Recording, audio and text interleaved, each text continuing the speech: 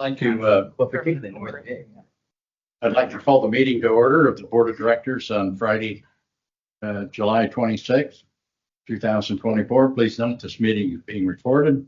Thank you to everyone for joining us today in person and through the audio option. Madam Secretary, would you please call the roll? Thank you. We're going to start with Director Conroy, who's absent. Dorsey is absent. Engardio. Present. Garbarino. Here. Giudice. Here. Roseville. Here. Hernandez. Here. Maston. Here. Moulton Peters. Here. Parr. Present. Rodoni. Here. Safai is absent. Snyder. Here. Stephanie is absent. Terrio. Here. Fear. Here. Second Vice President Rabbit is absent. First Vice President Hill. And President Cochran. Here. Thank you. You have a quorum. Thank you. We have a new system in place, so please be sure to turn on your mic when we open up for director's discussion. Please raise your hand and the secretary or I will call on you accordingly. If we miss your raised hand, please speak up. Following any discussion, we will take the appropriate vote. Please follow along by referring to the page number located at the bottom right-hand corner of your meeting packet. Director Roseville, would you please lead us in pledge of allegiance? Yeah. Pledge allegiance to the flag of the United States of America and to the republic for which it stands, one nation, under God, indivisible, with liberty and justice for all.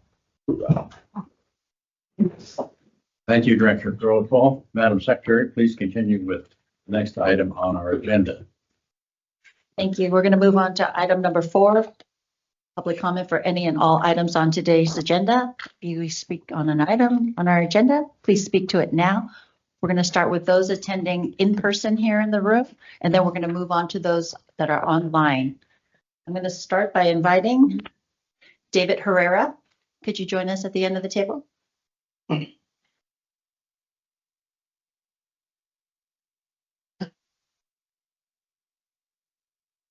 Morning, Board of Directors. My name is David Herrera, and I've been a bus operator for the district for the.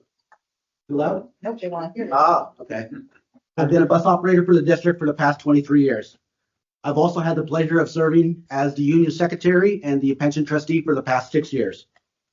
Yesterday in the Finance Auditing Committee, you guys were presented a plethora of information about the operator's compensation. There's not enough time for me to get into it, but so what I would like to do today is extend an invitation. The invitation is to meet, discuss, and help you explain the topics that were presented to you yesterday. I would like to extend this invitation as a perspective from an operator, from a union official, and from a pension trustee. I would like to help you understand these components. I want to help you comprehend and simplify about what was discussed yesterday in our spreads, our recovery time, our extra board language, our operator schedules, and the pay formula, which I respectfully disagree that it's complex and complicated. I want to explain why historically the operators have had these mechanisms as part of their compensation. It is very important that you understand the facts and the imperfections on the substance presented to you. Facts on stagnant wage growth, facts on who and how pension spiking was created, facts on operator retention, facts on how time and time again, operators have come to the aid of the bus division. Now, staff did a fine job presenting these operator compensation yesterday, but it was, in my opinion, window dressing. So I need you guys to understand how the district's latitude affects these operators' lives for the good and the bad. So the invitation is extended. If you have the time, I have the time. Thank you very much. Thank you, David. Thank you. Our next speaker is Dave Rohde. Come join us at the end of the table.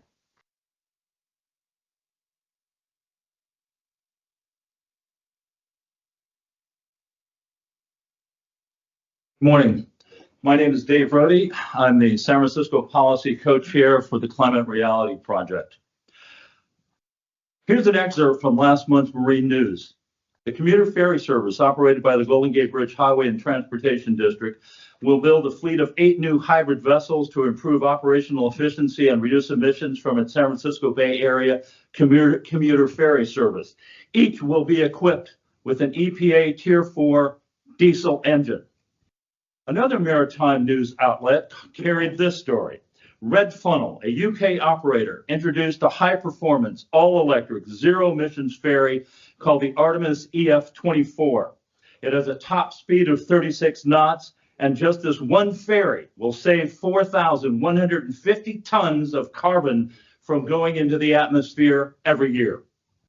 What emissions reductions will your new ferries achieve? Maybe it's better than I think. On the other hand, they're definitely not zero emissions ferries. They're burning diesel, and you'll be stuck with them for 20 or 30 years. And during those 20 years, we'll be experiencing an escalating climate crisis. I am dumbfounded by this district's ongoing resistance to electric ferries. All I hear are excuses rather than resolve. And speaking of resolve, let me read another excerpt. Resolved that the district declares that a climate emergency threatens our city, state, nation, civilization, humanity, and the natural world. And be it further resolved that the district commits to a just transition and urgent effort to mitigate global warming, to reduce greenhouse gas emissions as quickly as possible towards net zero emissions. I'm quoting from the district's climate emergency resolution passed unanimously by this board on October 25th, 2019, and signed by then President Barbara Parr. Global emissions have continued to rise since you passed that resolution.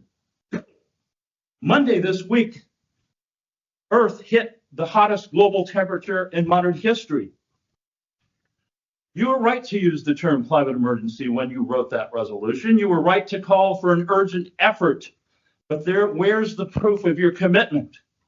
5 years have passed since that resolution, and you still don't have electric buses, and now you're planning to build a fleet of hybrid diesel ferries. Emergencies require urgent action. If your house is on fire, you don't whip out your garden hose. You call the fire department and ask for all hands on deck. So I ask you, do you mean what you said in this climate emergency resolution, or should we just chair it up and forget the whole thing? Thank you. Thank you, Dave. Thank you. Our next speaker is Shane Weinstein.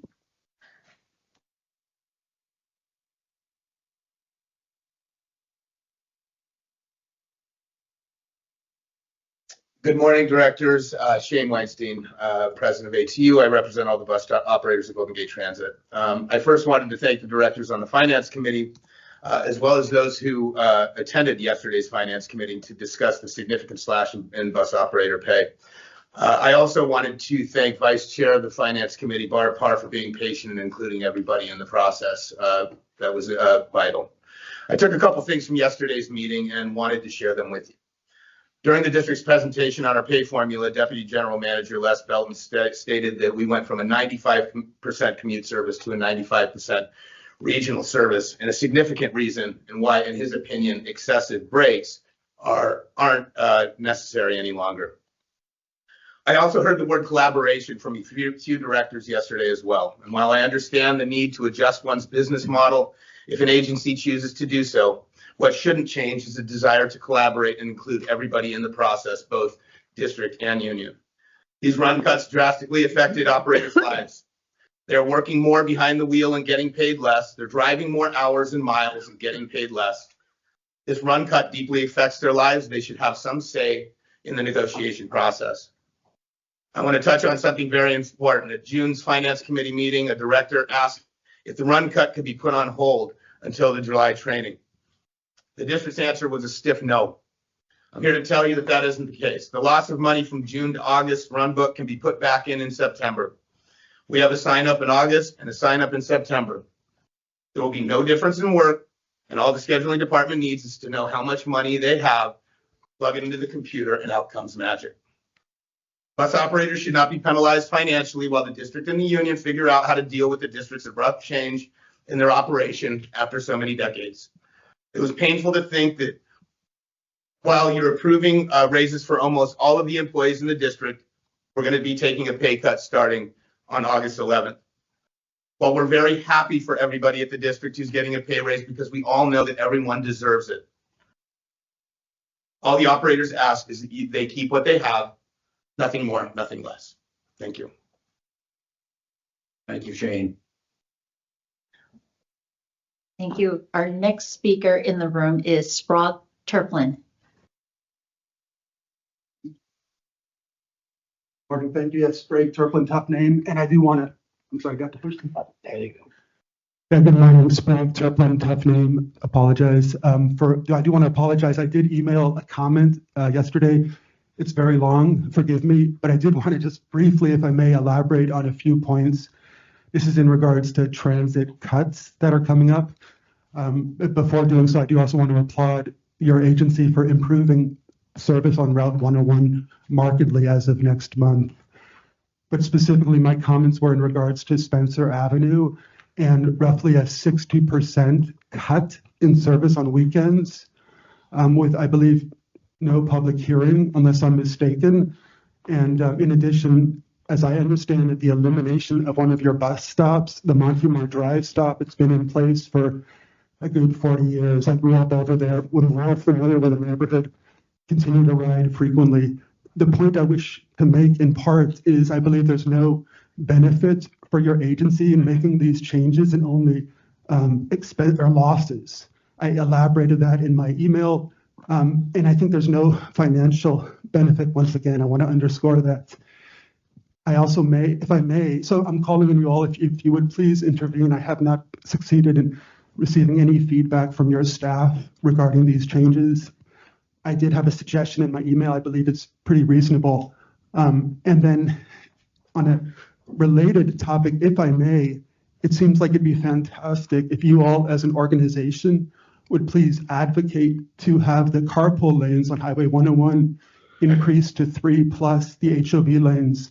This would, of course, help to speed up your buses and benefit all of us in the interest of your agency and the environment and all of that. Thank you very much. Thank you, Mr. Turplin. Thank you. That concludes the comments in the room. So I'm going to flip over to Justine. Justine, I'm going to have you take over and introduce the speakers that are on the audio conference line. Certainly, thank you. We have 7 speakers this morning, and at the conclusion, I would like to ask if we can re-poll. So if you can let me know, that would be great. Other people have joined on. Our first speaker this morning is Kimberly Renee Gamboa. Kimberly Renee, go ahead. Good morning. My name is Kimberly Renee Gamboa, and I am holding one of my favorite high school photos of my 18-year-old son, Kyle Emerson Gamboa. Kyle jumped off the Golden Gate Bridge at 11:45 a.m. on September 20th, 2013. I want to express my heartfelt gratitude to you and your incredible staff for the Golden Gate Bridge Suicide Deterrent Completion Ceremony held on July 15th. The day was truly perfect. Addressing such a sensitive subject is never easy, but the event was handled with remarkable sensitivity and respect for those who have been through and continue to experience trauma in the loss of their loved ones. The ferry ride under the Golden Gate Bridge to honor our loved ones was a touching tribute, and the fireboat salute deeply moved me. Thank you for creating a space for us to come together, commemorate our loved ones, and celebrate the completion of the suicide deterrent. The ceremony, flowers, lunch, ferry, and fireboat provided a profound way for us to honor those lost to the Golden Gate Bridge. I truly feel that we will always have a heartfelt bond with all of you and the staff at the Golden Gate Bridge and the directors and the staff that came before you. The hurt of losing Kyle never goes away, but we all together have truly made a difference. I can't thank you enough. And congratulations to Eva on her retirement and great accomplishments. Thank you. Thank you, Kimberly. Thank you. Our next speaker is Matthew Corbett. Matthew, go ahead. Yes, my name is Matthew Corbett, and I've been a bus operator at Golden Gate Transit for more than 27 years. And as usual, when the district runs against financial times, it always seems to be the bus drivers, the bus operators who take it in the shorts. It's just routine, and it has become quite unacceptable considering now that we are facing between a $6,000 and $10,000 annual pay cut in the upcoming budgets and run book. I just asked that the current funding cuts be returned to the September run book so that negotiations continue on further in good faith. With the tough economic times and the fact that the cost of everything that we buy has gone up 27, 40% on just about everything, food, rent, gas, you name it, it all costs more, and you're going to ask us to give us a pay cut. As you know well that none of the drivers can afford to buy a home in the county we drive in, let alone rent and whatnot, and the whole kit and caboodle. To ask us to take pay cuts while other people in the district are receiving raises, it's quite ironic. We put in 14, 15 hours a day. We spend 10 hours at home. We deserve proper compensation for that. And, how else are you guys going to keep drivers there if you keep cutting the pay? You already have problems in hiring anyway. That's all I got to say.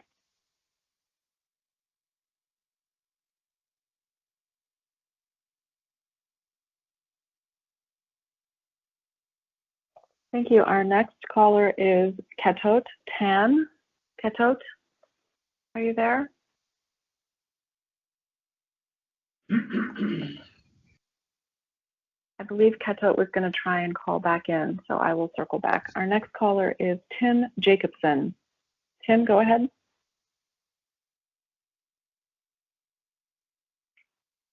Tim Jacobson, please go ahead and unmute yourself and speak. I had to unmute, sorry. No worries. My name is Tim Jacobson. I've been a bus driver here for almost 16 years.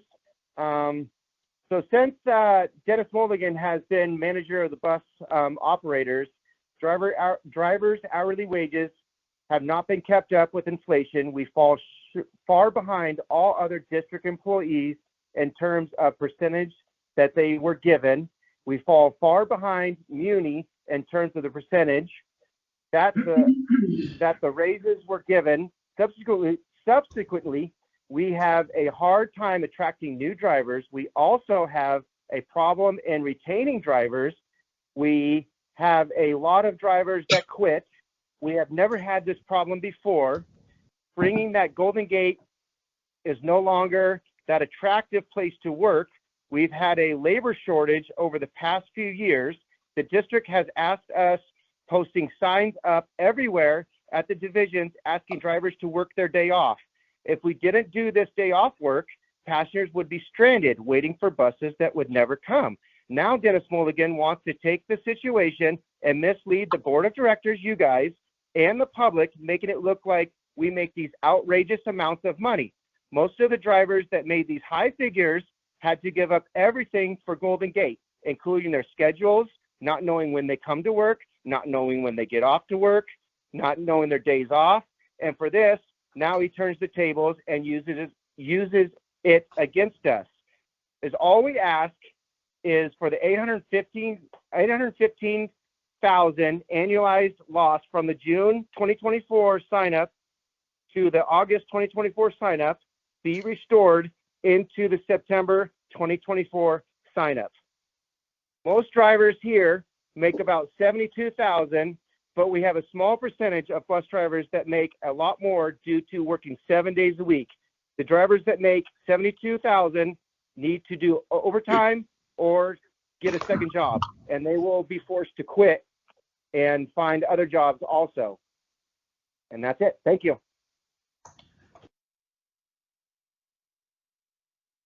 Thank you. Our next speaker is John Holden. John, go ahead.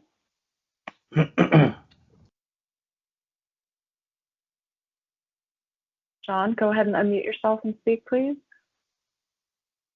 Holden. I'm a bus operator. Can you hear me? Yes, we can. Go ahead. Okay, so I concur with Brother David Herrera's comments and Brother Shane Weinstein's comments on the run book and the wages and the meet and confer piece, where the district really needs to meet and confer with the union on this issue. However, the excessive spread times for some of the operators leads to kind of a hostile work environment where some of them hang out. Most of them are very productive and do use that time productively, but there's quite a significant number that hang around the driver's room, and there's a significant HR problem with bullying, harassment, death threat letters. This is not the place to really issue the dirty laundry, but I believe that some of this excessive time is not used productively. And, the district, the union does have access to the run book. If you look at the report, they can fix runs for certain people at the top of the list, which a lot of people don't have that kind of access, unions, to jiggle the work around. So there are some significant problems, but definitely needs to be addressed, and hopefully the run book could be back to the wages that it was previously, because everybody works really hard there and does a good job. It spends a very significant time of their life in the bus division. So, but there are issues that need to be addressed, and it's reaching a point of let's just say critical mass, where the patterns are being established for a hostile work environment, and the district is facing legal liability. Thank you.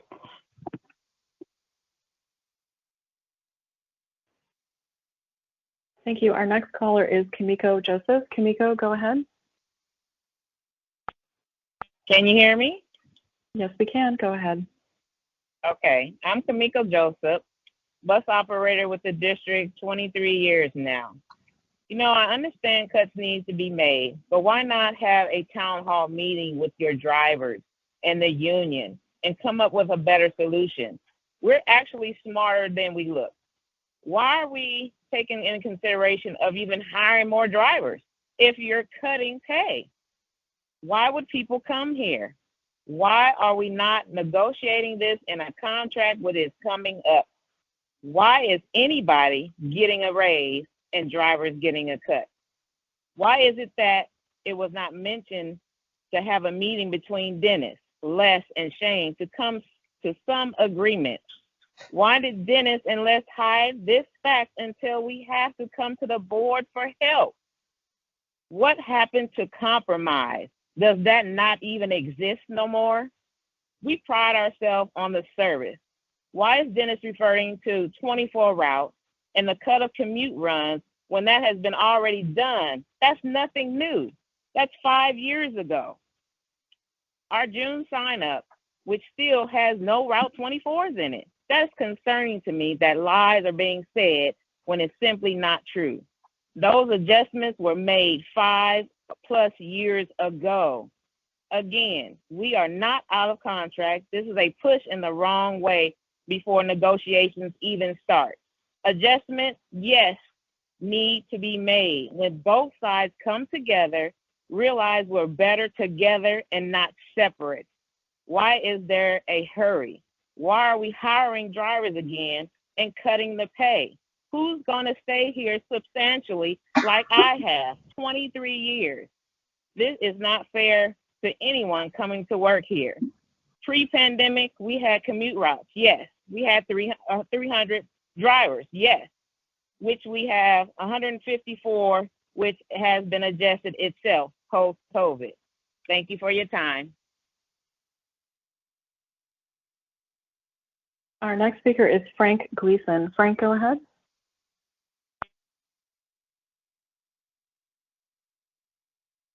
Frank, go ahead and speak. You need to unmute your own device.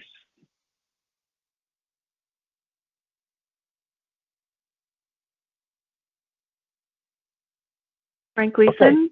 I'm sorry. There you Can you hear go. me now? Oh, We thank can you. hear you now. Thank you. Thank you.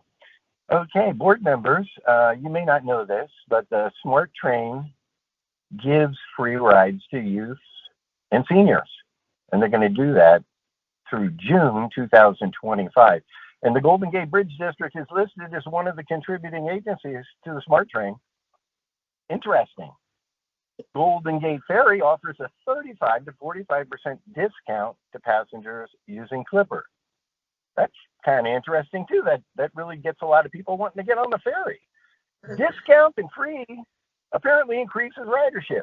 Bus passengers on Golden Gate Transit get a 10% Clipper discount, and the bus offers no such free rides for seniors and youth.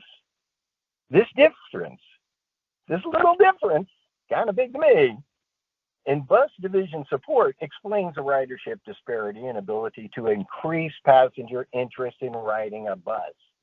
You know, a spokesperson for the Golden Gate Bridge District says that the increase in tolls is to cover a projected $220 million deficit. Interestingly, how much did the suicide deterrent net cost? Approximately $224 million. Interesting stuff. And a year and a half ago, our speaker, Nancy Pelosi, she gave Federal Highway Administration money, $400 million as an investment to retrofit the Golden Gate Bridge. These are the financial numbers the board members should be paying attention to. The board has had lengthy explanations about operator pay. And without mansplaining here, these are the facts. Drivers earn under $36 an hour. They're the lowest paid hourly district employees. Drivers work long hours to cover service route obligations the Golden Gate Transit District has in place. With covering for diminished, these drivers are also covering for diminished personnel within the operator category. And that's not our responsibility. That's a management responsibility to hire people. And you just gave them a raise, so maybe they could get on that.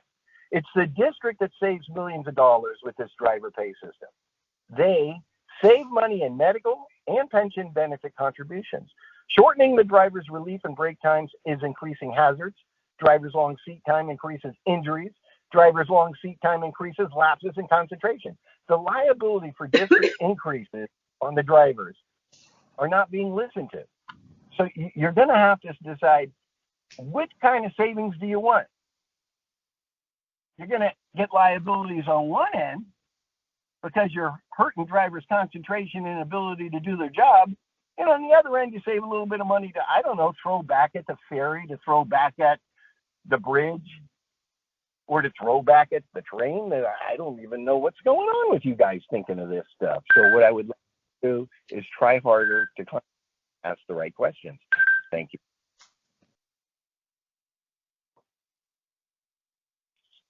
President Cochran, we've come to the end of the list, but I would like to re-poll. We had a few people get on the line after we started the meeting, if that is okay with you. Please re-poll. Okay, thank you. Good morning, everybody. If you'd like to speak at the board meeting this morning, please give me your name. And if we can go one by one, that would be great. Please use * to unmute yourself and give me your name. If there's anybody else that would like to speak at the board meeting this morning, please use * on your own device to unmute yourself, come through the system, and give me your name. Hello? Hi, my name is Aaliyah Rose Vatel. Hang on one moment. I'm sorry, your name is Alaris Vatel? Aaliyah Rose Vatel.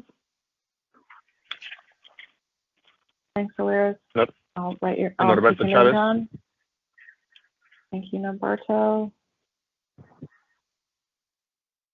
Is there anybody else who would like to speak this morning? Please use * to unmute yourself and let me know.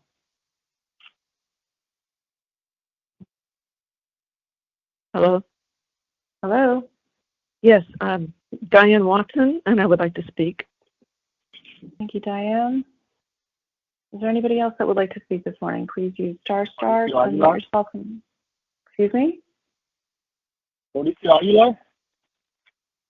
Can you spell your name for me?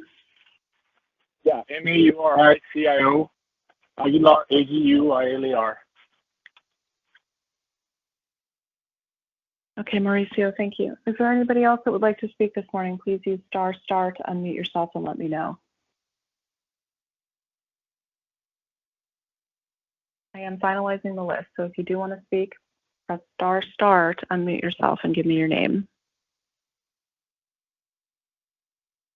Okay, I'm not hearing anybody else. Thank you. Just give me one moment. We'll reconnect back in with the board meeting. Thank you.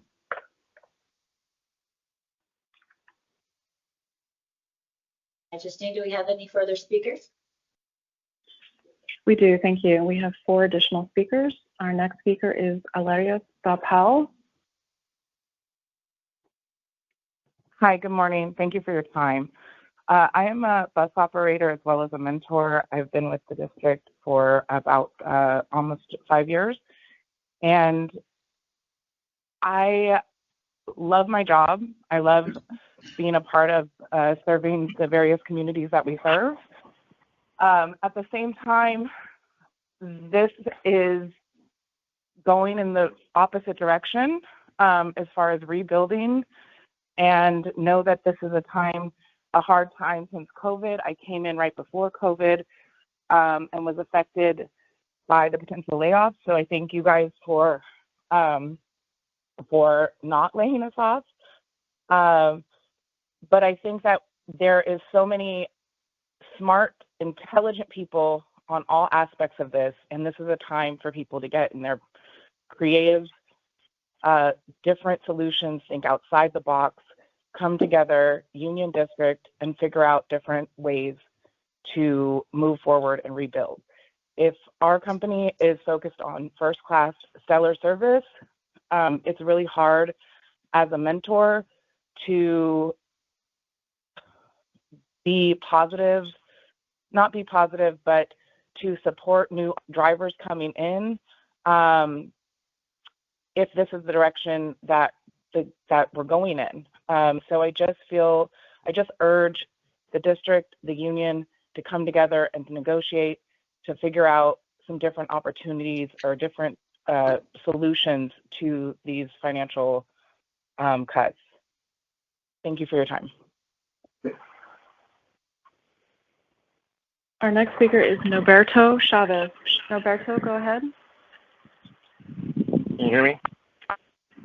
Yes, we can. Go ahead. Hello, my name is Norberto Chavez. I've been a bus operator going on 16 years. One of the things that I like to mention first off is regarding John Holden's comments about this being a hostile environment. I'm not sure what he's referring to, but 99% of the co-drivers that I work around don't seem to have any of those concerns.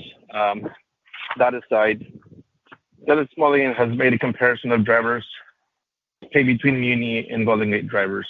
If we get to approximately an 8-hour shift, which is kind of the looks of this push forward, and as he says, for the well-being of the drivers, Muni would make approximately $400 per day at $50 an hour, which is about what they're at right now. While Golden Gate Transit drivers would be at $288 per day on an 8-hour workday. That does not matter whether you're being here 2 years or 15 or 30 years. Also, he seems to make claims that we get paid for every single moment that we're here, and that a lot of it's overtime. Well, first of all, if you happen to work in 11 hours and 59 minutes, and you're on duty is not over 8 hours, minus the hour and 50 minutes that we don't get paid for as a lunch break. For those 2 hours and 44 minutes, we would essentially make absolutely no overtime pay whatsoever. Again, we would only start making overtime payment after 8 hours of on duty time, or if we start working longer than 12-hour days. These long days, as I mentioned yesterday, have been part of the negotiations where the union, the drivers, and the district has kind of known that we are to be here for long-hour days in order to make a substantial competitive pay against some of the other agencies in the area. when you take that out of the question, then we are basically very much underpaid in any aspect that you look at it. And I think that's about all I had to say. Thank you. Thank you. Our next speaker is Diane Watson. Diane, go ahead. Yes, good morning.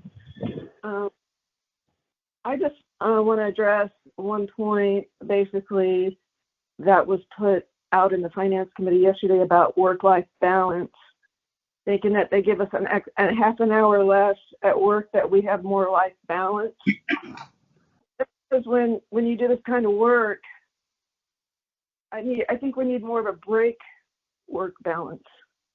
Because if you feel like you've been hit by a truck by the end of the day, that half hour at home isn't going to make much of a difference.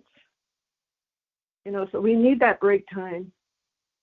So we don't, I can understand why people don't show up every day. Then because you're practically disabled at the end of one day, and then to face it again, a day after day is a struggle. And I kind of go back and forth to runs and the board. And the board, at least, it gives you a little time to recover sometimes, but those runs are tough. And until you actually drive those runs, you don't understand. And that's all I have to say. Thank you. Our next speaker is Mauricio Adman. Do I have that correctly? Mauricio? Yes, hello? Hi, Mauricio. Go ahead. Hi. Yeah, good morning. Can you hear me? Hello? Yes, we can hear you. Go ahead. Oh, yeah, hi. I just want to make it short and simple. I've been a bus operator for 7 years, and it's just not fair that everybody is getting a raise except us, bus operators. You guys really need to figure something out on how to keep bus operators happy and these to be an enjoyable place to work. I just don't understand why you're hiring more drivers when you're hurting us with the pension, the health care, the hourly wage. We deserve better. We give out a lot of our time to spend at work, and we have families.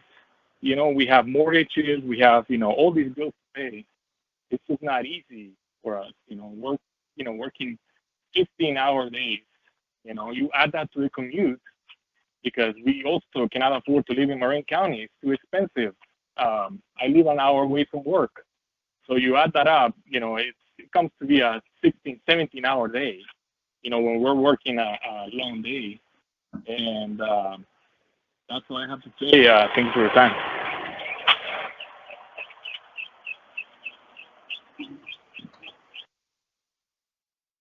President Cochran, we have no more speakers this morning. Thank you. And I'd like to thank everyone for hello. I did have somebody who just unmuted themselves. Would you like me to? Hello? Hello? President Cochran, would you like me to let this person speak? Let him speak. Okay, thank you. Absolutely. May I have your name, please? Casey Sweeney, bus operator. Thank you, Casey. And Go ahead, there's Casey. one more. I just want to be able to say that when we sign this contract, hello? Go ahead, Casey. When we signed this contract, it was a deal that we made between our union and the district. And part of the deal was not to get a pay cut in August, to get another raise in September. That's not fair. That's like me going in the side of a store and changing price tags. That's not okay. On top of that, we been doing extra shakeups. We don't mind. We change our lifestyle for it. But I think that this contract needs to be honored by both sides. And if not, it's unfair. Thank you. Hello? Yeah. Hello? President Cochran, I'm going to move on to the next person that just unmuted themselves. I believe this is Gatot Tan, who had called in earlier. Yes. Gatot, go ahead, please.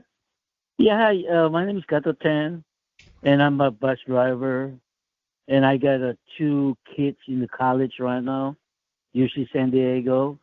And, it's like since, I just got the run cut, and I just heard that you're going to, you're going to raise for the manager salary. It's kind of unfair though, And, the work is really, it's hard right now. I'm working hard, okay? And sometimes I cannot do for my day off because run out of hours, because they put more works over here in the run. So I got a hard time to make money now. So, it's unfair then, okay? And I've been working for the Golden Gate almost 17 years now, okay? And the first time I came over here is a carrier, okay? But now it's not a carrier, okay? It's like a slave now. That's it then, All right then. Stella Boulevard, Highway 580. Thank you. President Cochran, I would just like to ask if there's anyone else that has joined, if that's okay with you. Yes. Is there anyone else that would like to speak this morning? Please use ** to unmute yourself and let me know. Give me your name. Hello, can you hear me?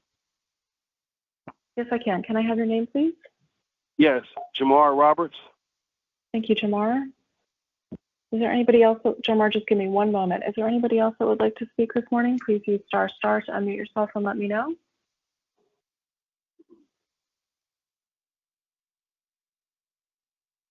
Okay, Jamar, please go ahead.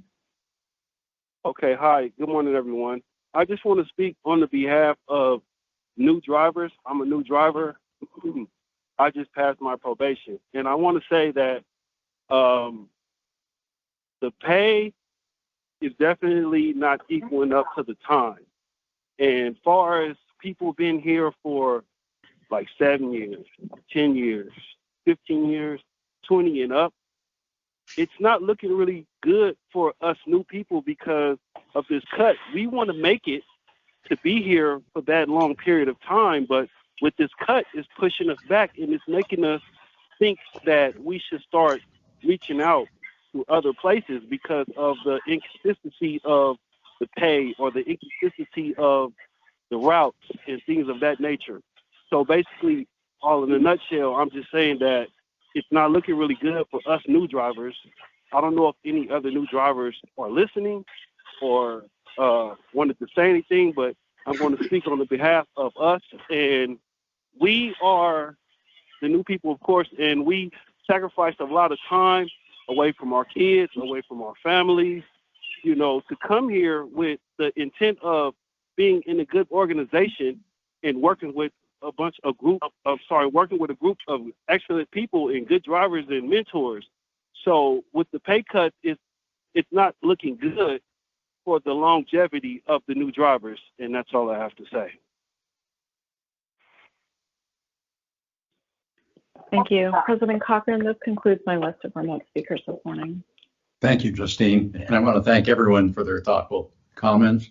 This concludes public comments for item on today's agenda. We're going to move on to item number 5 to approve the consent agenda or calendar. Before we take our vote, are there any questions from board members on the consent calendar? Director Tick. Not on the consent calendar, but on public testimony. Does the general manager wish to? I'll have him say something at his report. Thank you. His report. Okay. Move the consent calendar. Move. Do I hear a second? Second. I got a first and second. On the motion, is there any questions on that? If not, all those in favor say aye. Aye. Is there any opposition? Let the record show there is no opposition and the motion passed. Move on to item number 6A, which is the report of general manager. Dennis, would you please proceed? Certainly, President Cochran, members of the board, staff, members of the public. My written report is before you. I'll highlight a couple items. As was mentioned by one of the speakers, we had a suicide deterrent commemoration ceremony, and I want to thank all those that were able to attend and participate in that on July 15th. It's important to commemorate and mark that we have a physical suicide barrier across the bridge. With respect to district operations post-pandemic, we are primarily a self-funded agency. we do not receive San Francisco, Marin County, or Sonoma County sales tax monies for transportation. And so before the pandemic, tolls were our largest source of revenue, and our fares were our second largest source of revenue. Well, travel in the Golden Gate corridor between Marin and Sonoma and San Francisco is significantly still below pre-pandemic levels, which means we have less money coming in. And I want to emphasize that.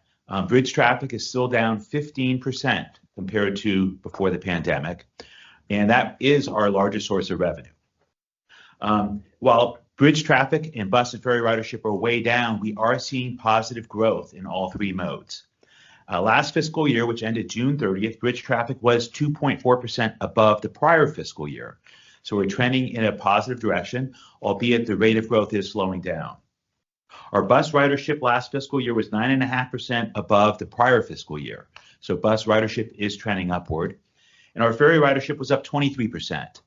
So it's important to note that we are seeing slow, steady growth in a return to ridership in the corridor, but travel in the corridor has fundamentally changed, and that does affect our finances. Before the pandemic, the average toll subsidy required for a bus passenger was 2.5 times higher than the subsidy required for a ferry passenger. So if you had $10, you could move significantly more ferry customers with that subsidy than bus customers. Today, across the Golden Gate Bridge, it's no longer 2.5%. It's significantly higher. The subsidy required to move a bus passenger from the North Bay into San Francisco or vice versa is several times higher than the subsidy required for a ferry. So it's important to understand the cost of our business and the cost of moving people. We have a finite amount of money that we need to manage to protect the bridge for future generations. And then to the extent resources are available, to provide bus and ferry service to achieve our greenhouse gas emission goals and to reduce congestion in the 101 corridor. We are very fortunate that we received $287.5 million of one-time federal COVID relief money, because since revenues are down, we are spending more money every day than we take in. With respect to that $287.5 million, you have spent it all, every penny of it. So this fiscal year, you are spending money from your reserves. That is not sustainable from a long-term perspective. You will spend money from your reserves. When the budget was adopted, Jennifer Minucci and Joe Wire walked through it with you at several presentations and talked about how much money from your reserves you will be spending. At some point, if we don't receive an infusion of additional cash from some maybe Bay Area measure or something, you'll be faced with very difficult decisions. So at this juncture, your staff is trying to reduce costs wherever we can. And we will continue to do that until you direct us formally with a vote otherwise. Because if you want us to increase our rate of spending and not try to decrease it, it will bring that day of reckoning to you much sooner.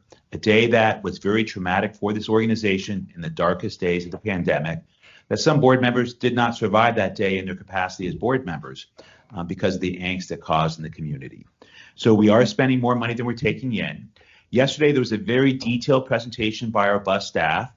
I don't believe any speaker says that any of the information on any slide was wrong. No one said slide 38, that's the wrong number. But we encourage people to go through the slide deck and show us, if we are wrong. But it is a fact that in the September sign-up, in the August sign-up, the amount of hours that people will be working is a little bit less on average. And that does affect bus drivers' pocketbook. And we could have a little impact on bus drivers' pocketbook now, or we can say, let's not do that. Let's roll the dice and let's spend our reserves even faster than we already are. That's a policy decision for this board. And if that board makes a decision, staff will implement it. It's not on the calendar today. If you want to calendarize it for a future meeting, you can raise that. But as we speak today, we are proceeding however we can to reduce expenses where we can.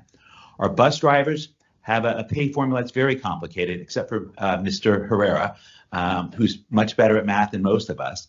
It's a very complicated formula, and it harkens back to 1972. Our service looked much different then.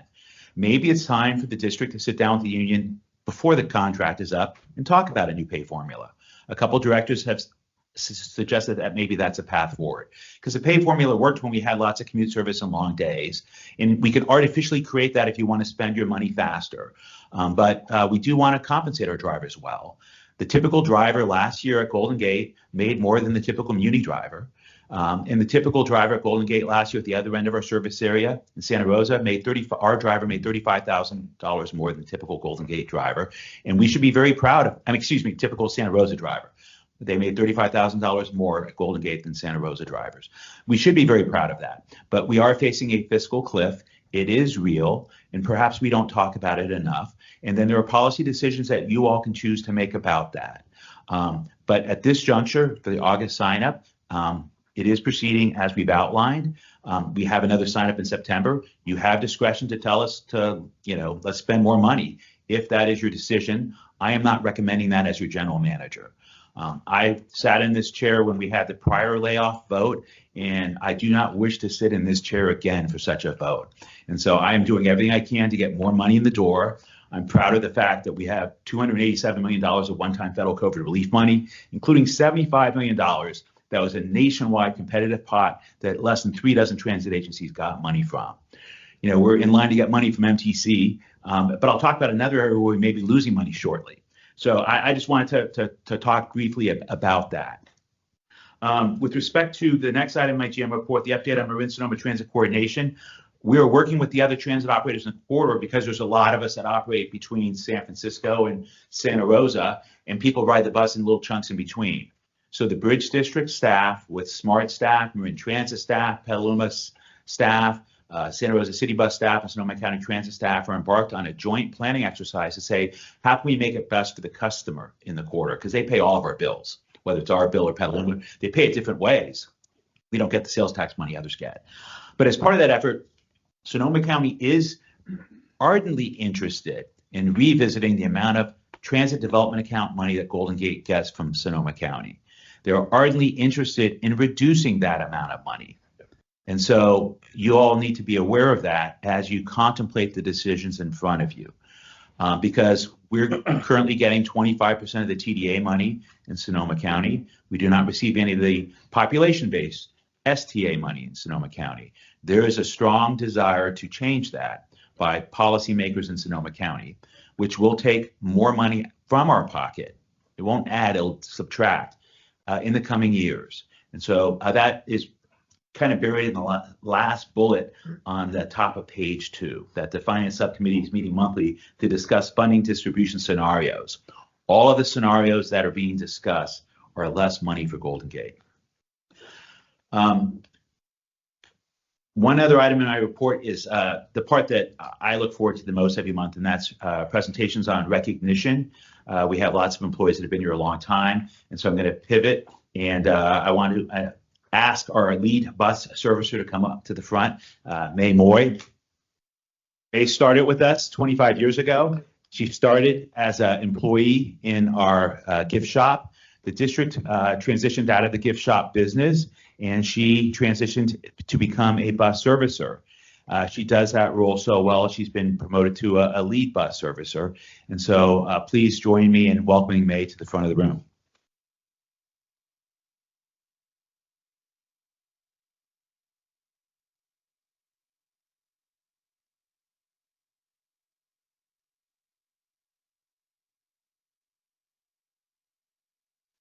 Thank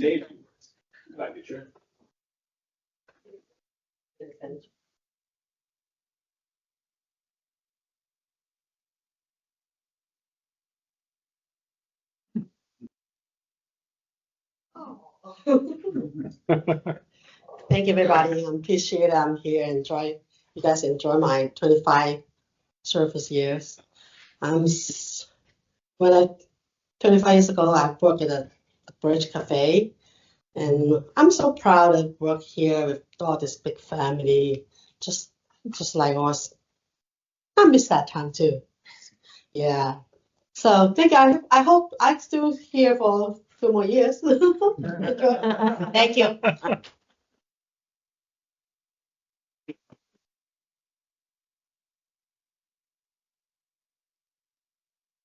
Introduce him. Oh, he's my new boss. Not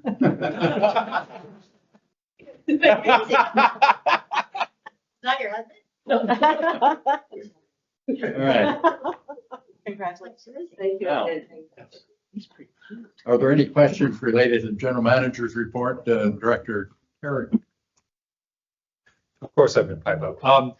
First of all, again, this month I will remind you that the strategic plan contemplates that we will get a monthly update on the district's activities with regard to the environment and climate change, if anything is available. So that reminder, first of all. Maybe I'll give you a moment to respond to that, and then I'll go on with my. Yeah, I'll add something. We have nothing to report this month, so maybe I should have a header and say we have nothing to report this month, so you know that's not an oversight. So thanks for the friendly reminder. Thank you. Yeah, a little when you in your template, ahead of the employee recognition thing, maybe put. Yeah. Thank you. Will do. The other thing was yesterday we did hear, or prior to yesterday, some of us did hear numbers from the ATU, the Immobility Transit Union, on hiring versus separation numbers and on the overall reduction for the unit to driver wages.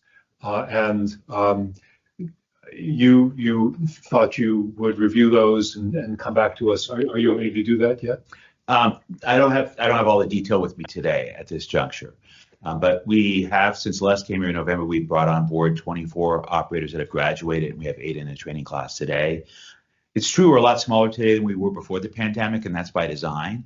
We have about 100 bus operators fewer today through attrition than before the pandemic, which meant that today's decisions are easier than the decisions that you would otherwise have faced. But we are in a hiring mode. We have the apprenticeship and pre-apprenticeship programs in place that have provided good pipelines for us. And so we're trending in a good direction with respect to hiring. At this juncture, we're not losing lots of operators to other agencies because after they're here, they realize the pay formula. But it may be time to revisit that pay formula because it does harken back to a different era. It's not 1972 anymore. And so maybe we should not wait till our contract expires with the ATU at the end of August of 2025 and start talking now about the pay formula and the basic wage rate, because they are related, because our service does look differently. And if that's something the union wants to entertain, staff's willing to sit down with them. Which brings me to my next thing. Yesterday, I raised the question on possible triggering of a meet and confer requirement because of these changes to scheduling. The district has the position that it does not trigger meet and confer. That does not necessarily mean that even though there was no requirement to meet and confer, the district doesn't sit down with its operators and meet and confer. And the district has now, both the operators have expressed a willingness to talk, and you have now expressed a desire to talk with regard to various subjects concerning the schedule. I understood Director Moulton Peters yesterday to say that the current run book is in response, at least in part, to the coordination that the district is undertaking with the other local agencies. That did not cause the change that impacts the drivers. Okay. I just want to get that out there. We made changes in our schedules to better coordinate with other agencies. Marin Transit changed all their schedules about a year ago. So we said, they asked us to make some changes. SMART did. So we made a lot of changes to better coordinate with others, and that does not affect the driver's compensation. What does affect the driver's compensation is management's decisions to shorten the days a little bit. At any rate, the August run book is baked in at this point. Correct. But we do have the option of revisiting the run book in the short term. The board can provide direction or pending discussions between district and the operators. And so what I would request is that even though the district has the position that there is no formal requirement to meet and confer, that because both sides have expressed an interest in discussing, that they begin a process of discussion prior to the next opportunity to put a run book out. To be clear, there's multiple things that come into play. The district has discretion on putting together the run book. We've historically made changes multiple times a year. Sometimes they've been much bigger than this. But Les meets with Shane regularly. The union reviews the run book before it's finalized, and they can make suggested changes. They don't cost money. We make those changes. It's what I just said, though, that is the sticking point. That doesn't cost money. They want us to make a change from August to September that will cost more money. And so the question from a policy perspective is, does this board want to spend more money than it needs to deliver bus service recognizing that your drivers like to earn more. They will get, by the way, a wage increase September 1st of 3.5% to their basic wage rate. But setting that aside, the policy question is, do you want us to operate the organization efficiently, or do you want us to operate it in a fashion that maximizes perhaps the amount of money in our employees' wallets? Because what we are doing in the August sign-up complies fully with the MOU. It meets past practices on changes. There's no labor relations issue there. We meet with them regarding the run book. So arguably we satisfied a meet and confer requirement if it was required, but it's not. But Les meets with Shane regularly. The policy question for the board is, do you want to spend more of your reserves than necessary to deliver the bus service that our customers want? There is no formal action possible today. Nothing has been agendized. The understanding what you have said, nonetheless, it seems entirely possible because of the interest on both sides that a more thoroughgoing discussion than simply what goes on between Shane and Les is possible and desirable, and my request stands. Thank you. Thank you. Any other questions of Dennis? Okay. Director Thayer? Yes, I would like to reiterate Director Past President Terio's request. When we talk about budgeting and we talk about where money goes in the district, a budget is always a statement of priorities. And I want to follow up on that, but I also want to follow up on the comments of President Terrio that, this is a former, sorry, Terry. I'm jet lagged. I just flew in, so it's bad. But the real issue is that we've heard from the union a desire to talk. We've heard from our director kind of a desire to talk. And a budget is a statement of priorities. So what I would like to see is why are we doing this now, mid-contract? There's nobody in this room, nobody that wants to see layoffs. There's nobody in this room that wants to spend more money than we need to. But we have a contract, we had a deal, and this is going to, I think, cause safety issues with drivers. Less break time on longer runs. We have heard from the drivers. Now, I'm not a bus driver. I did it once or twice at the bus rodeo, and it was really hard. I had to drive in a straight line. And, I think that this is something that should be talked about. And even though there's no legal obligation to meet and confer, there's kind of the obligation to talk and to make sure that things don't get to the point like this. So I would also request that there be some discussions about this. I would like to see this. I made a lot of points yesterday that I won't repeat, but I would like to see this put off until there's some conversations at a higher level. And I'm not sure if, it has to be legal meeting and conferring or simply conversations that happen where everybody feels like they were spoken to. But, it's not an either or situation. It's not that we can't put in the money back in and also be fiscally responsible. And I would love to see other potential cuts. So if we are in a situation where our general manager and our staff feel like we need to start making cuts, I would like to see all of the cuts before we decide to do this one.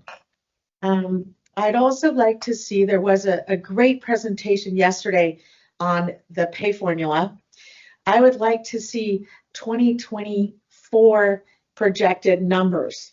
So I'm going to explain that just a tiny bit because my understanding is that we're losing some drivers.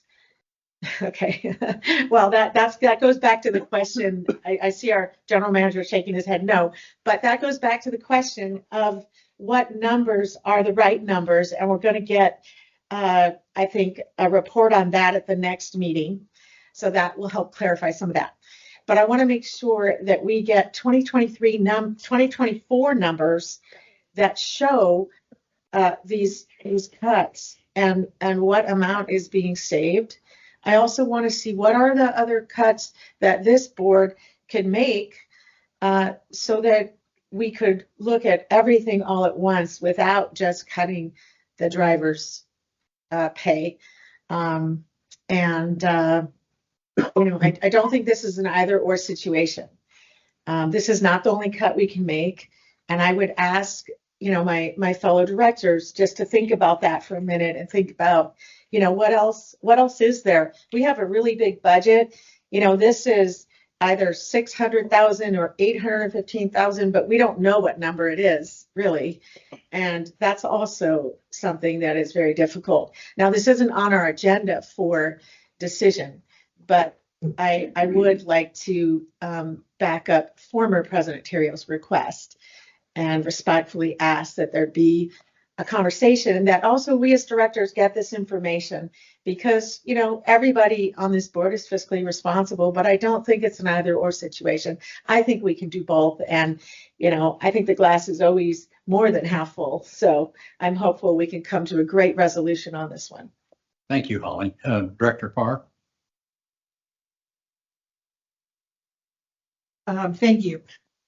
I appreciate the fact also that folks have said, let's sit down and talk. I think that's where we were headed yesterday. 3 or 4 of us were. I think that's in our DNA that we sit down and talk. I do not endorse us mucking around in the specifics at this particular point. I made the point last board meeting that we're policymakers. I don't want to run the bus division. I don't want personally to decide who gets what for their salary. We've heard lots of different numbers. With all due respect to Shane, he has a set of numbers that helps him move where he needs to move with his folks. We have a set of numbers as board members that we believe are true because they're based on what we have. I'm not saying that Shane's numbers aren't true, but I don't think we know enough about it right now to get the emotion out of it on both sides and to actually facilitate a discussion. We have folks that do that. And I know that leaves some drivers having a different run book, if that's the way you put it, than they had before. And I can only say, I'm sorry for that. Sometimes that happens when you have jobs. I've been in that position where things have changed. But I wouldn't endorse any kind of a change at this point, other than encouraging everyone to get together and see if you can have a reasoned conversation about where we go from here. And I said it yesterday, in an organization that's going to have to right size. I mean, we aren't going to have any choice. So something's going to change. We can't keep the same thing we've had for all these years. So that is a discussion. Thank you for letting me say that. Thank you, Barbara. Are there any other questions relating to Bert?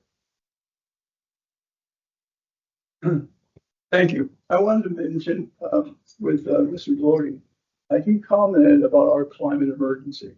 Can you hear me? Be close to the Thank you. I'll get close. I'm learning something. I have new hearing aids. So not quite there. Okay. He referenced climate emergency, which we have declared we take seriously. Could we possibly, on our website, have a section on climate emergency that we explain what we're doing, where we're going with it, why we can't do things like hydrogen or something like that, so that I know a lot of people who are curious about that, what kind of things we could accomplish, because like he said, we really haven't done anything that's visible thing. We've done a lot, but clearly we haven't talked about what we've done. So it's a good suggestion that on our website, we have a little section someone can click on and, see. So we'll work on that in the coming months. Okay, yeah, because I think that'll help. Thank you, Bert. Director Rodoni? Yeah, thank you. I too support Michael's suggestion of having more conversations with the union. I made comments yesterday, so I'm not going to repeat them. But I also wanted to just make a comment that Marin's Measure AA, 39% of that funding goes to Marin Transit. Golden Gate Bridge District has a fairly large multi-year contract with Marin Transit, and I just wanted the board to recognize that.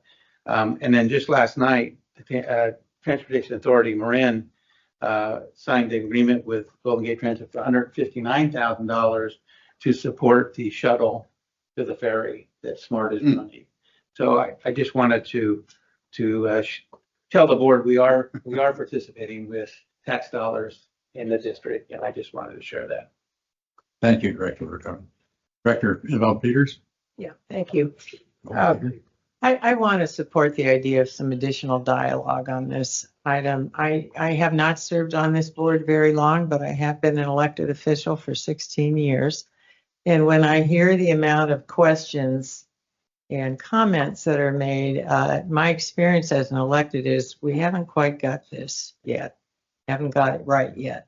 So I would just endorse more conversation, trying to come to some kind of compromise. I think employees deserve a longer time to plan their lives around changes.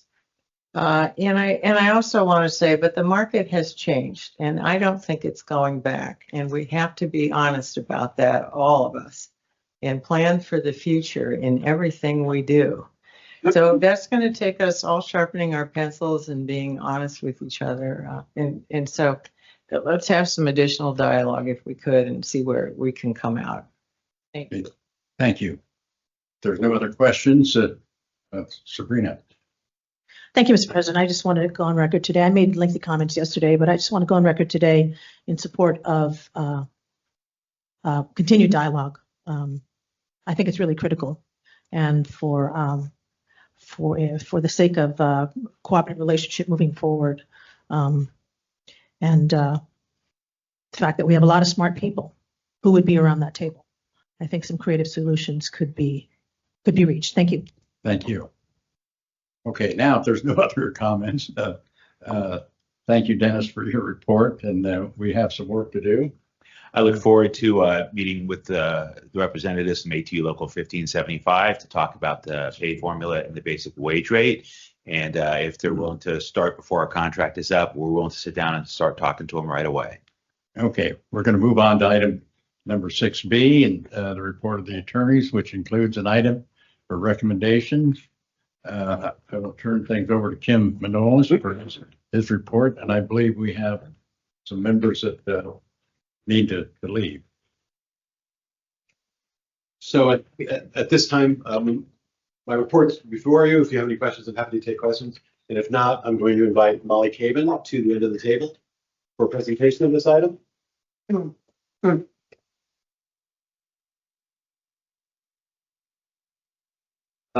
Chair, I've been over, excuse me. We need to make the announcement. What's that? Hang on for a second. Okay. The director's growth.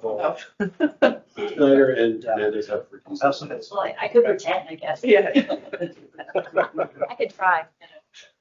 I've always wanted to think again. Did we lose Jerry? Okay. I'll be right back. Yeah. Directors Hernandez, Snyder, and Groswell recused themselves on this item.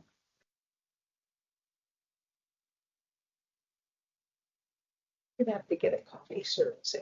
Ready first. Well, I'm staring at you, Phil. I think we're waiting. Yeah. No, I know. Everyone's staring at us. Oh, the president. Did you say was that number 35? Yeah, we're waiting for him. That guy. That guy.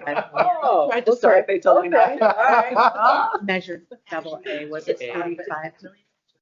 Down 35%. There you go. 35. All right. Prices are. For public transit. All right. Multi-year. Back on. It's multi-year. So it's 35% goes to trip. But it's Molly, we should make sure do your that green too. light's on. And Dennis is exactly right. They're trying to change the coordinated claims. Welcome, Molly. Thank you. Thanks for coming and thanks for all your hard work. Yep, thank you. Good morning, everyone. My name's Molly Caven. I am the district's Labor and Employment Council and Chief Labor Negotiator. So I'm here this morning to present to you a tentative agreement that was reached with our union coalition.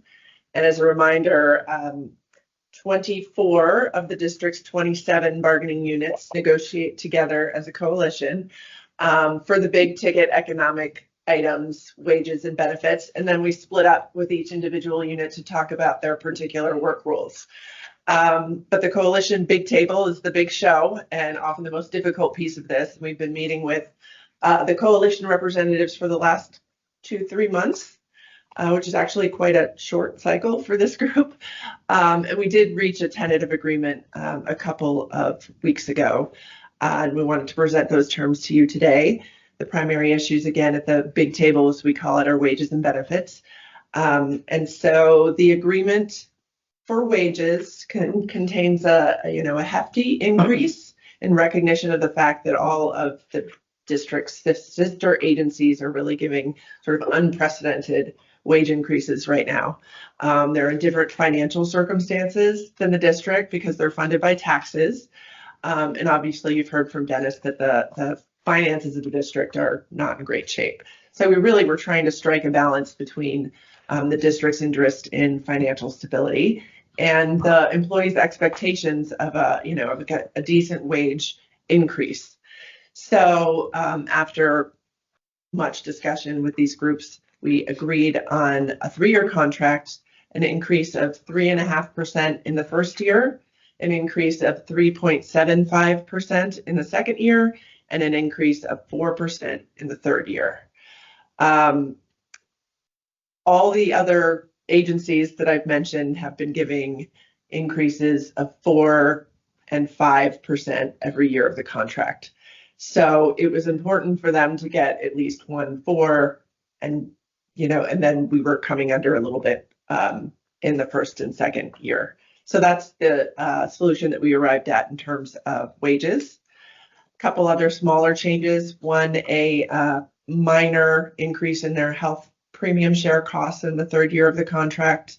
And then one term related to early retiree, pre-65 Medicare eligible retirees paying a premium share essentially for their dependents like our Medicare eligible retirees do.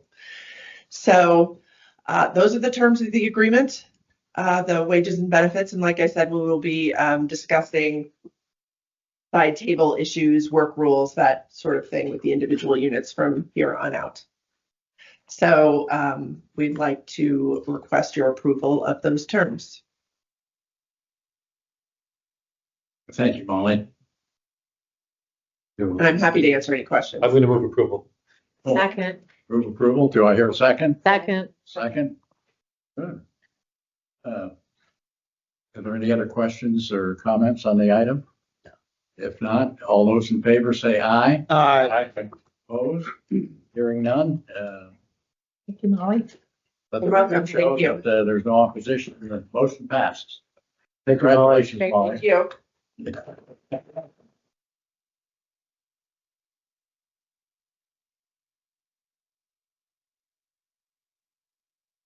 Dr. Hernandez had to leave, Oh, And Snyder. and Dr. Snyder had to leave. Shelley. Okay. Thank you, Kim, and Molly, for all your hard work. We will move on to item number 6C, report of the district engineer. And as a reminder, the engineer's report can be found in the Building and Operating Committee's meeting package as agenda item number 6. And John is here to present this report. John, as your first major report. Yes, good morning. Good morning, President, members of the board. As was noted, the reports in the Building and Operating Committee package that was yesterday, it's online.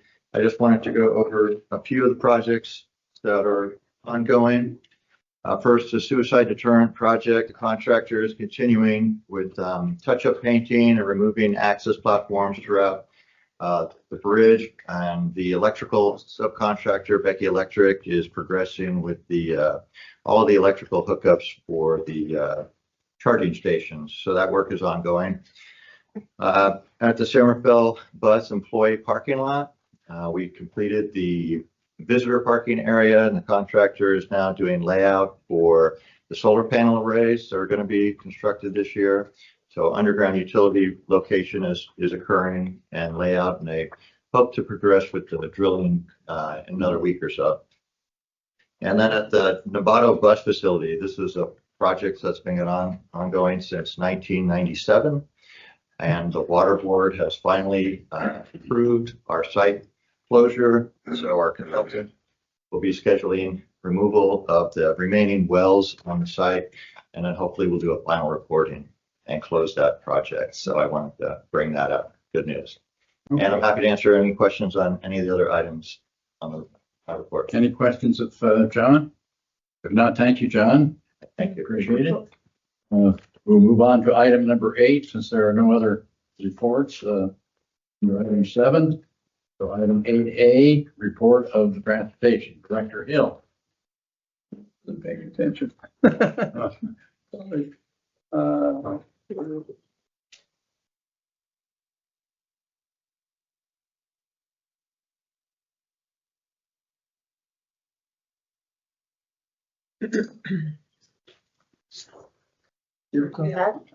Hey. I was gonna say yours isn't, you're in trouble, Bert. Yours isn't yellow. Yeah, exactly. I was like, I don't see it there anymore. So. Yeah, thank you. Thank you, President Concord and all directors.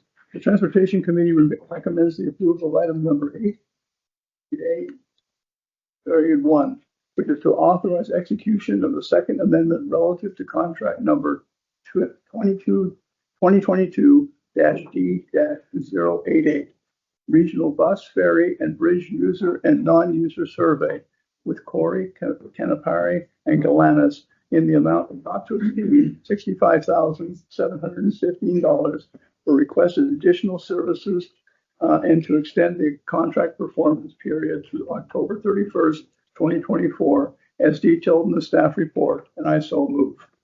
Thank you. A motion has been made and seconded. Are there any questions related to this item? If not, all those in favor say aye. Aye. Opposed? Hearing none, let the record show no opposition to the motion. Director Hill, do you have anything further to report? No. Thank you. Continue with item 8B on the agenda, the report of yesterday Building and Operating Committee meeting. Chair Gavarino, please begin your committee report to the board. Thank you, President Cochran. The Building and Operating Committee is recommending approval of board agenda item number 8B1, which is to approve award of contract number 2024B057, Security and Traffic Control Services with the California Highway Patrol for a 1-year term with 2 one-year option terms for the total amount not to exceed $450,000, and authorize the general manager or their designee to approve amendments to the contract to allow for future year renewal after 1-year base term and 2 one-year option terms, provided that funding has been allocated in the annual budget and such renewals are in the district's best interest as detailed in the staff report, and I so move. Second. It's been moved and seconded. Are there any questions related to this item? If not, all those in favor say aye. Aye. Is there any opposition? Let the record show there's no opposition and the motion carries. Chair Gavarino, do you have anything else to report? Mr. President, that concludes my report. Thank you. Okay. Continuing with item 8C on the agenda of the report from yesterday, Finance Auditing Committee, Vice Chair Barr, thank you again for stepping in to chair the meeting. Chair Rabbit, on Chair Rabbit's behalf, please begin your committee report.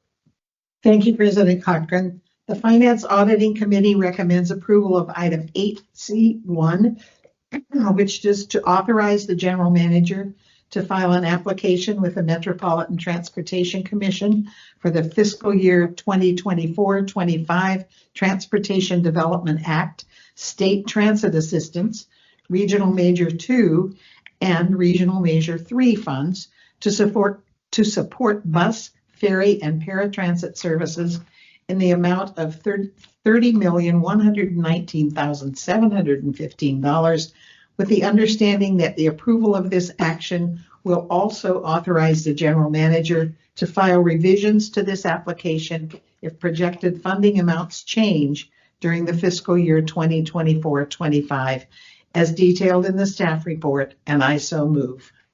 Thank you. Do I hear a second? Second. That's been moved and seconded. Is there any questions related to this item? If not, all those in favor say aye. Aye. All those opposed say no. Hearing none, let the record show the opposition. There's no opposition to the motion.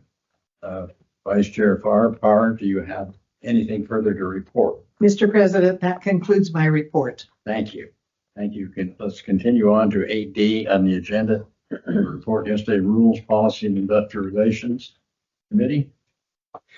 Who's Director Crosswell is going to fill it. Thank you, President Cochran. The Rules, Policy, and Industrial Relations Committee enthusiastically recommends the approval of item 8D1, which authorizes the general manager or his designee to execute a memorandum of understanding with the Santa Rosa Junior College for the bus operator pre-apprenticeship program and all other documents necessary to implement the program as detailed in the staff report. And I so move on behalf of Director Hernandez. Do I hear a second? It's been moved and seconded. Are there any questions on the item? If not, all those in favor say aye. Aye. Is there any opposition? There's no opposition. Vice Chair Roswell, is there any other, or do you have a further report? Mr. President, that concludes my report. Thank you. Thank you. Moving on, there are no addresses to the board under agenda item number 9. Moving on to agenda item number 10A, which is to approve a wage adjustment for non-representative employees and deputy general managers, and with the exception of district officers. Dennis, would you begin your report? Thank you. The item before you would provide the same wage increases for our non-represented employees that are proposed, that you just approved for our represented employees by the union coalition. And so our non-represented employees would receive a 3.5% wage increase upon ratification for your approval. Then July 1st of next year, a 3.75%, and then July 1st of 2026, a 4%. Having you approve all three at once is helpful for recruitment. So when we bring new employees on, we can let them know that you'll have a wage increase coming up in the future.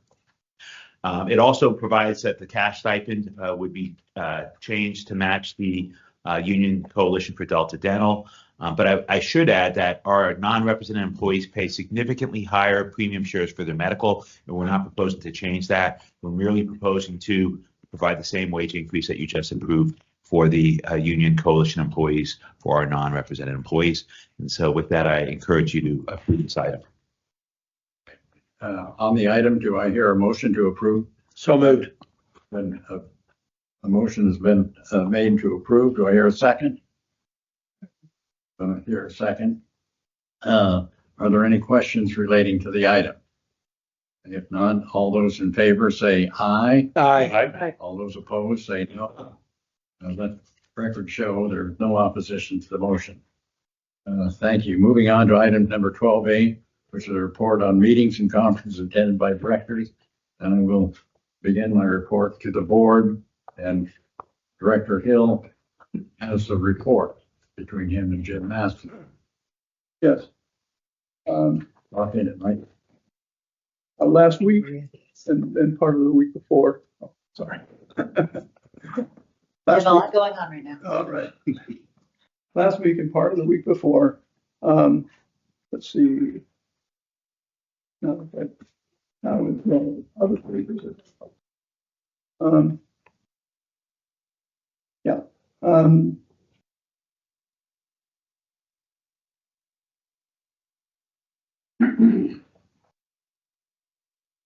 Please bear with me for a second.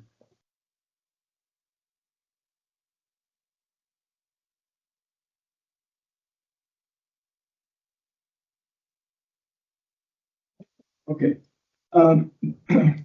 Regarding the meeting yesterday for the last week for the transit board members meeting, The attendees were President Cochran, Amrit, Jim Maston, and me. The dates were. I'm going to move this out of the way. Yeah, right. The dates were Saturday, July 13 through 16. Interrupted by attendance at the Golden Gate Bridge suicide commemoration. We had to drive up from San Jose up in the middle of the day and back and rush back and get back. So we did miss one day, but we certainly made it up to the bridge.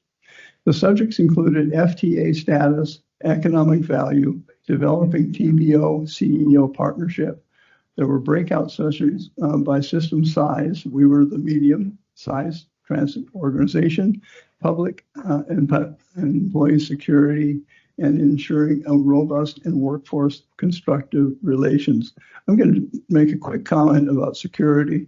One of the most beneficial parts, I think, of it was when we had security people come in and talk about, instead of reacting, to build programs for preventing and lowering. So instead of having, if you have a policeman coming in because there's a problem, coming in with guns and all that sort of stuff, it was actually having teams ready to deal with these kinds of problems and to really develop so that we avoid it.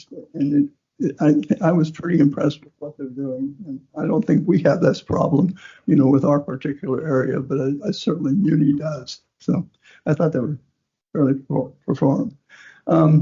Regarding the TBO CEO partnership, someone brought up the words, seek first to understand. Does somebody understand that quote? That means you need to listen before you. Pardon me? That means you need to listen first. Yes, but it's actually from a book for the 1990s called The 7 Habits. And you remember that? Yeah. And so Stephen Covey's 7 Habits of Highly Effective People, and I recommend that book to everybody if you haven't read it yet. It's very, very interesting. Another observation was looking at the groups,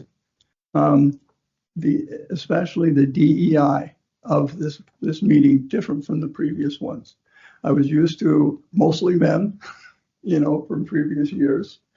I think it was mostly women this year. And this is from the transit boards. And I don't know, Amaranth, I assume it was mostly women on yours too, right? Yeah. We have 5 men in ours. So, and the range of experiences, history, and race was profound. We really had a representation of America and America's big cities. That was the most exciting part that I found for that. Let's see. Most notably, I talked about security, and I think that's. Oh, the other thing I wanted to mention was, unlike other things that we get together where you sit in a dining room and the speakers are in the front while you're speaking and you're eating meals and stuff like that, there were 2 things that really made a big difference. When we got together in the evenings, and both days that we were doing that, we went to a place like that had entertainment. It was the school kids doing mariachi, both band and dancing on the far side. Where there's a little bit of pond, but everybody had to walk around with a little plate and just walk around. And I saw people mixing much better than you would do in that traditional way with people otherwise. So I think that was really great. The second meal was San Jose's a new museum that deals with climate change and a lot of hands-on sort of things. So I can go in there and I can build a city, and I can measure all these things. So in fixing a meal, and you're putting the ingredients into your meal, and it tells you what the climate effect is of the food that you're eating. 2 examples. And again, it was everybody just sort of walking around to different things in this museum, and you could get food. You could, in a small plate, just walking around. And I just thought the pattern of it was really good for learning, and I learned an awful lot. And of course, that's a subject I'm very interested in. So I'm anxious to see what the next year is going to be. Does anyone have any questions or comments about it? Jerry, why don't you say? Well, Director Maston, do you have something you wanted to add to that? Yeah, just a little bit. I did watch Bert build his city and watch it turn from red to green, and I'm sure it was pretty heavy on bicycles. One of the good things about conferences like this is the ability to connect and reconnect with people within the industry, and this one was no exception. I'm used to California Transit Association, which is basically just California, and APTA is nationwide. So there were people from Georgia, there were people from Texas, there were people from, of course, California and elsewhere. So it was a little different, and there was a lot of good information. A couple of things I came away with, and I met with Dennis yesterday to go over some of this, some of my potentially screwball ideas. But one of the things that was interesting to me was that was brought up was having an onboarding process for new board members and to assign a board member as a mentor. And I think that would be really helpful for not just this board, but any board that we might sit on. And they talked about it should last a year because of the cycle of things that we go through that's only come up once a year. And I thought that was a really good idea and something I think for us to consider. The other thing that came up was, one way to get to know each other is to socialize. And in California, that's a bit difficult because of the Brown Act. And people from other states would say, you have a problem with that? What? You can't go out to dinner, you can't go out to lunch, and what's the Brown Act? But I think there's, a possibility for us to, maybe in a small group or small groups to have lunch on Thursdays, 3 or 4 of us, or dinner or something like that. Just a thought. We do the Christmas, or in the past, we've done the Christmas party or gathering, and hopefully that'll come back. I know Jim Eddy keeps asking me, so when's that Christmas party coming back? When am I going to get together again? And an interesting thought was that we and the public should think of transit as infrastructure, not as an afterthought, just an operational kind of thing. And I thought, I never thought of that before, but, it's as necessary as bridge and roadways and, whatever else, we consider as infrastructure. And I thought that was pretty interesting and something also to think about. The other thing was about strategic thinking and thinking about, as we go through making decisions, what do we do best? What should we do in the future? And especially, what should we stop doing? And when they said that, I went, wow, yeah. It's always sort of adding on, never really stopping about thinking or stopping to think about what should we not be doing and maybe changing focus. And one of the other items about being an effective board, which many of us already know, but one is holding the long view, being mindful of risk, stewardship of tangible assets, and financial integrity and sustainability, most of which we discussed today and in many ways discuss at every board meeting. And I thought those were good things that we all need to bear in mind as we go through our board meetings and board responsibilities. But it was good. It was interesting. It was relatively local. As opposed to going to, say, Birmingham, or next year they're talking about maybe Houston or Albany. So I was glad I got to go to one that was fairly close to home.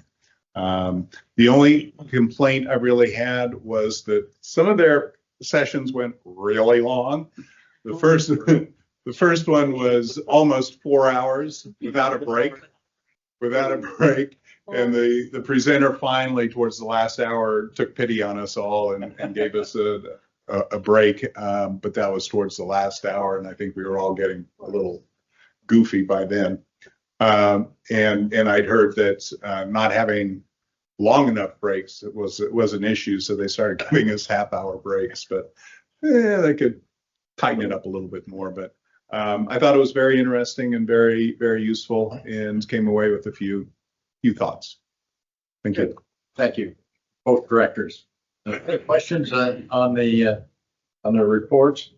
And I concur with that. Like Bert said, I think security was one of the big issues, risk management, another issue, and Jim pointed out many important points.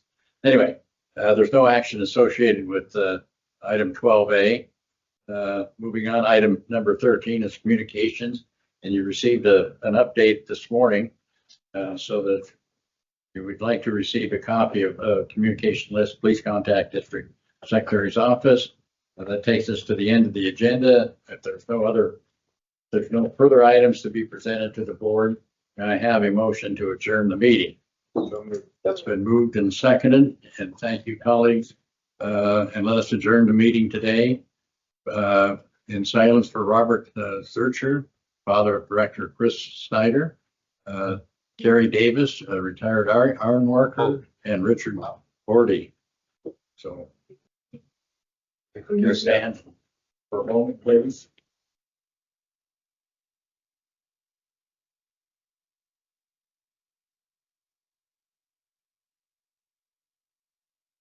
And before I bang the gavel, I want to thank Dick for hosting and emceeing the event last Monday. Thank you for the very much. opportunity here. Thank you.